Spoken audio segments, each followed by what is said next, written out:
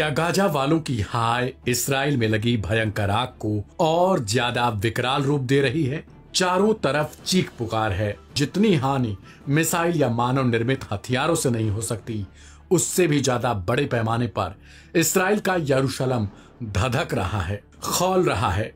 तापमान में दिन पर दिन बढ़ोतरी हो रही है। न्यूज चैनल जो कल तक गाजा की खबरें दिया करते थे, वो अब अपना स्टूडियो और ब्रॉडकास्ट बंद कर रहे हैं। इस्राइल से अब मदद की गुहार लगाई जाने लगी है। जी हां, प्रधानमंत्री बेंजामिन नेतन्याहू ने इसे लेकर इमरजेंसी तक की घोषणा कर दी है। सोशल मीडिया पर लोग इसे गाजा के लोगों की हाय बताते रहे हैं। ऐसे में समझिए कि इस्राइल में सदी की सबसे भयावह आग ने हाहाकार कैसे मचा दिया। जंगल की लपटें यरूशलेम और तेल अवीव को काले धुएं में ढक रही हैं। इस्राइल जहां इस समय हर दिशा में सिर्फ आग ही आग दिखाई दे रही है, जंगलों में लगी लपटें आसमान छूने को आमादा हैं और तेज हवाएं इस आग को और विकराल रूप दे रही हैं। तेल अवीव को यरूशलेम से जोड़ने वाला मुख्य हाईवे पूरी तरीके से बंद कर दिया गया। आग की भयावहता का अंदाजा इसी से लगाया जा सकता है। जंगलों के किनारे रहने वाले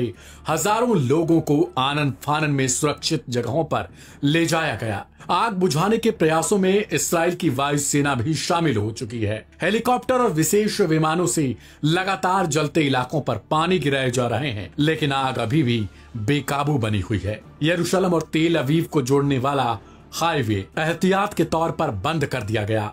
रिहायशी इलाकों को खाली कराया गया और सेना के हेलीकॉप्टर लगातार पानी गिरा रहे हैं। आग अब खेतों और ग्रामीण इलाकों की ओर बढ़ चली है, जिससे फसलों को भारी तौर पर नुकसान की आशंका है। देश के प्रमुख टीवी चैनल 12 को शहर से बाहर स्थित अपने स्टूडियो से प्रसारण रोकना पड़ा। इतना ही नहीं, इस्राइल का 77वां स्वतंत्रता दिवस भी इस आग की चपेट में आ गया। राष्ट्रव्यापी समारोह को रद्द कर दिया गया और टेलीविजन पर सिर्फ एक रिकॉर्डेड कार्यक्रम दिखाया गया। इस्राइल की आग बुझाने के लिए France, Romania, Croatia, Italy, Greece, Ukraine और स्पेन समेत कई मुल्क हेलीकॉप्टर और दीगर मदद भेज रहे हैं। इस्राइल अपने मुल्क के इतिहास की सबसे भयानक तबाही को अपनी आंखों से देख रहा है। एक्सपर्ट्स मानते हैं कि तकनीकी तौर पर काफी स्ट्रांग माने जाने वाला इस्राइल, जिसने गाजा में 18 महीने से ज्यादा समय तक अपनी आक्रामकता जारी रखी, उसे फिलहाल आग बुझाने के लिए दूसरे देशों का मुंह देखना पड़ रहा है। फिलहाल इस्राइल में अफरा तफरी का खौफ भरा माहौल है।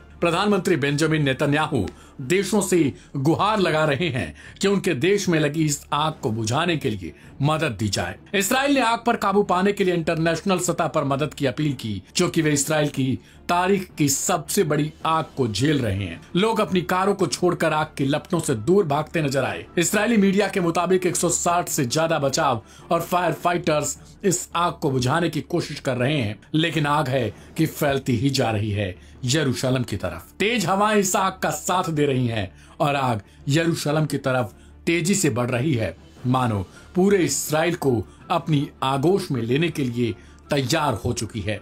फिलहाल जो लोग गाजा की तबाही का इसे बदला करार दे रहे हैं, उन पर आपकी क्या प्रतिक्रिया है, कमेंट में जरूर लिखिएगा।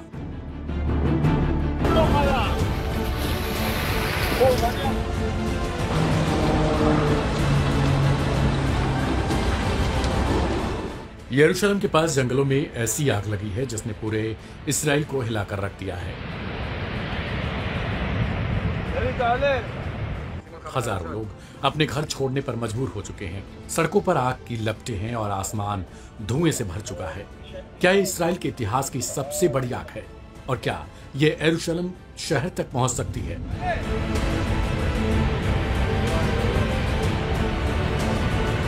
यरूशलेम भीषण आग, इजराइल ने मांगी अंतर्राष्ट्रीय मदद।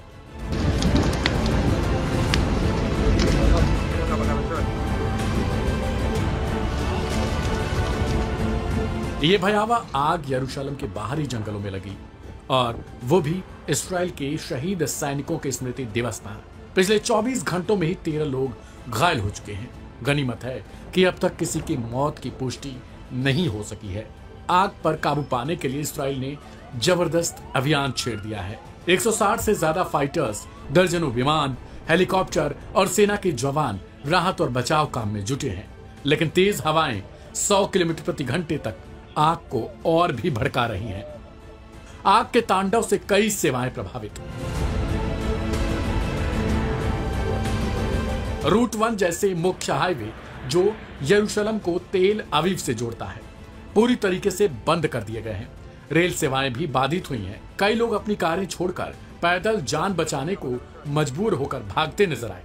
इस्राएल ने आग पर काबू पाने के लिए अंतर्राष्ट्रीय मदद की अपील की है। इसलिए Spain, France, Romania, Croatia, Italy और यूक्रेन जैसे देशों ने तुरंत अग्निशमन विमान भेजने की घोषणा कर दी। ग्रीस, साइप्रस और ब्रिटेन से भी सहयोग मांगा गया है। प्रधानमंत्री बेंजामिन नेतन्याहू ने चेतावनी दी है कि आग यरूशलेम शहर तक पहुंच सकती है। उन्होंने कहा, पश्चिमी हवाएं आग को शहर की ओर धकेल सकती हैं। यही कारण है कि स्वतंत्रता दिवस के सार्वजनिक समारोह कार्यक्रम को भी रद्द कर दिया गया है। इसके साथ ही इस्राएल के प्रधानमंत्री बेंजामिन नेतन्याहू के भी सभी कार्यक्रमों को फिलहाल स्थगित कर दिया गया, जिसके बारे में देश को सूचित कर दिया गया है। इस्राएल में लगी इस आग के कारण अब तक हजारों लोग प्रभावित हुए हैं। कहा जा रहा है कि अगर ये आग नहीं रुकी तो शायद इस्राएल को तहस नहस कर दे। इस्राएल ने आग पर काबू पाने के लिए अंतर्राष्ट्रीय मदद की अपील की है, जिसके बाद Spain, France, Romania, Croatia, Italy और यूक्रेन जैसे देशों ने तुरंत अपने अग्निशमन विभाग को अलर्ट कर दिया और वहां भेजने की घोषणा कर दी। यरूशलेम के जंगलों में लगी ये आग सिर्फ पेड़ों को नहीं जला रही, ये जिंदगियों को, घरों को और यादों को भी निगल रही है। ऐसे में अब इस्राएल की तरफ से अंतर्राष्ट्रीय देशों से अपील की जा रही है कि वे जल्द से जल्द अपने अग्निशमन विभाग को भेजकर इस्राएल की मदद करें। नहीं तो अगर लेट हुआ तो कहीं इस्राएल के लिए यह इतिहास का सबसे भयावह मंजर ना बन जाए। इस खबर पर आपकी क्या राय है उसे कमेंट बॉक्स में लिखिएगा। ढेर सारी खबरों के लिए भी सब्सक्राइब करें लाइव हिंदुस्तान को।